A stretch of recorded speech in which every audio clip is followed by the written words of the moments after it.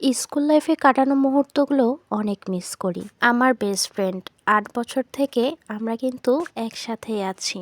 যখন আমরা একসাথে ছিলাম তখন আমরা কত ঘুরেছি, কত মজা করেছি, কত জায়গায় গিয়েছি। সেই মুহূর্তগুলো আমরা কিন্তু অনেক মিস করি। হ্যালো এভরিওয়ান, আসসালামু আলাইকুম। কেমন আছেন আপনারা সবাই? অনেকদিন পর আপনাদের কাছে আরেকটা ব্লগ নিয়ে চলে এলাম। দেখুন না, আজকের আকাশটা কত সুন্দর লাগছে, মাশাআল্লাহ। রাস্তাঘাটও ফাঁকা আর আকাশটা যেন মন খুলে হাসছে, দেখেই তো মনটা ভালো হয়ে গেল। তো বিকেলবেলা আমি আর আমার বেস্ট ফ্রেন্ড মিলে আজকে বেরিয়ে পড়েছিলাম দূরে কোথাও ঘুরতে যাওয়ার জন্য। বেস্ট ফ্রেন্ড মাত্র ২ মাসের ছুটিতে এসেছিল, আর কয়েকটা দিন পর সে আবারও অনেক দূরে চলে যাবে। ক্লাস 10 পর্যন্ত আমরা একসাথে ছিলাম, আর ইন্টারে উঠে সে চলে গেল তার গ্রামের বাসায়, আর আমি এখানেই রয়ে গেলাম। বান্ধবী গ্রামে যাওয়ার প্রায় ২ বছর পর এলো আমাদের শহরে। কয়েকদিন তো কাছেরই কোনো জায়গায় ঘুরে বেরিয়েছি।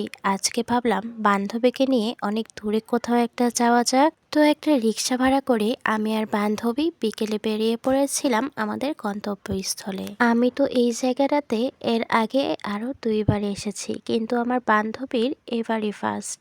আমরা আজকে গিয়েছিলাম জামালপুর জমিদার বাড়িতে আর জামালপুর মসজিদে।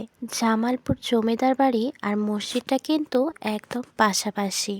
নতুন করে আপনাদেরকে আর কি ঘুরে দেখাবো, এর আগে আমার ভিডিওতে আমি কিন্তু ২ বার শেয়ার করেছি এই জামালপুর জমিদার বাড়িটা, তাই আপনাদেরকে আজকে আর ঘুরে দেখালাম না।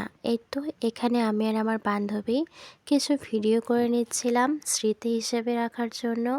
আমরা আজকে অনেকগুলো ছবি একসাথে তুলেছি, অনেক ভিডিও করেছি, অনেকটা সময় একসাথে কাটিয়েছি।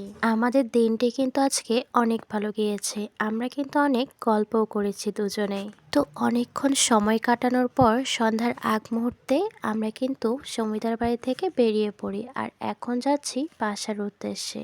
এই জমিদার বাড়ি যাওয়ার পথের রাস্তাটা কিন্তু অনেক সুন্দর। দুপাশে ক্ষেত আর মাঝখানে আঁকা বাঁকা রাস্তা, আর সূর্যরা যখন ডুবছিল মাশাআল্লাহ এতই সুন্দর লাগছিল কি বলবো। এটা দেখার পর আমরা রিকশাওয়ালা মামাকে বলি এখানে থামাতে। এই সময় জায়গাটা যেমন ফাঁকা ছিল তেমন আকাশটাও খুব সুন্দর লাগছিল। জায়গাটা ফাঁকা থাকার কারণে আমরা এখানে নেমে অনেকটা সময় কাটাই। দেখুন না, আকাশটা কি সুন্দর লাল হয়ে আছে আর চারপাশের পরিবেশটা কি শান্ত। এরকম পরিবেশে সময় কাটাতে কে না পছন্দ করে।